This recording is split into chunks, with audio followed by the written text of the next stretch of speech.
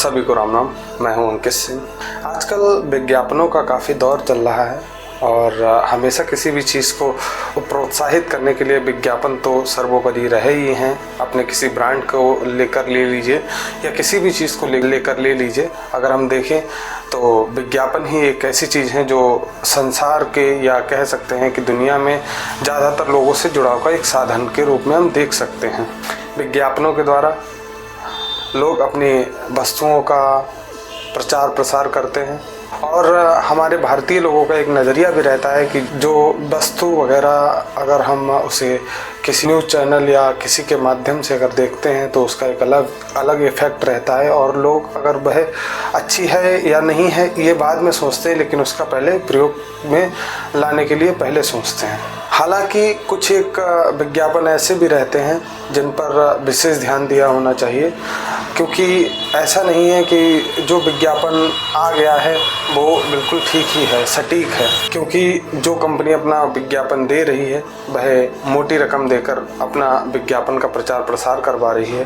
तो सदैव यह सत्यता तो नहीं है कि जो विज्ञापन में दिखाया जा रहा है वह सच्चाई है। ऐसा ही एक मामला अभी पतंजलि के लिए देखने को मिला, जिसमें इंडियन मेडिकल एसोसिएशन द्वारा सुप्रीम कोर्ट में पतंजलि के विरुद्ध याचिका दायर की गई। उसमें उनके द्वारा कहा गया कि पतंजलि ने कोविशील्ड और वगैरह वगैरह दवाइयों को बेकार दिखाया और कुछ ऐसी लाइलाज बीमारियां या कह सकते हैं कि कुछ ऐसी बीमारियां दिखाई कि जिनका इलाज पतंजलि के द्वारा ही संभव है, और एक तरीके से समाज में भ्रांतियां फैलाने का कार्य किया, जिसको लेकर सुप्रीम कोर्ट ने पहले ही निर्देश जारी किए थे और कहा था कि यदि पतंजलि ऐसे फर्जी विज्ञापनों पर रोक नहीं लगाएगी तो प्रति 1 करोड़ रुपया विज्ञापन का जुर्माना सुप्रीम कोर्ट के द्वारा उस पर लगाया जाएगा। जिसके बाद सुप्रीम कोर्ट के द्वारा पतंजलि कंपनी को नोटिस दिया गया और बाबा रामदेव को सुप्रीम कोर्ट में हाजिर होने के लिए कहा गया। जिसके बाद बाबा रामदेव सुप्रीम कोर्ट में हाजिर हुए। बाबा रामदेव, आपने ये गलत दावा क्यों किया कोर्ट में कि आप कोरोनिल से इलाज करेंगे? सही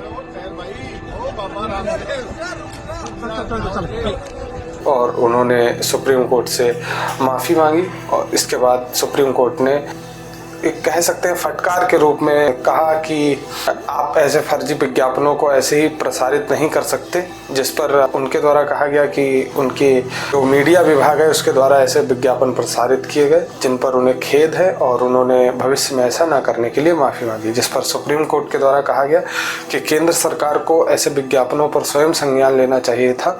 आखिर केंद्र सरकार के द्वारा इन पर संज्ञान क्यों नहीं लिया गया? तो हम समाज में देखते हैं कई एक ऐसे विज्ञापन रहते हैं और कई एक ऐसे कंपनियों के विज्ञापन हैं जिनका लोग खुद तो प्रयोग नहीं करेंगे, लेकिन जिन लोगों को आदर्श मान लेते हैं वही लोग हमें बाद में विज्ञापन के तौर पर नशा का सेवन और कई एक अन्य चीज़ सिर्फ एक मोटी रकम पैदा करने के चक्कर में समाज के युवाओं को एक नशे के दलदल में धकेलते हैं। तो हमेशा अपना आदर्श सदैव सोच समझ कर ही चुनना चाहिए कि असल में सही मायने में हमारा आदर्श कौन होना चाहिए जो हमें सही राह पर ले जाए।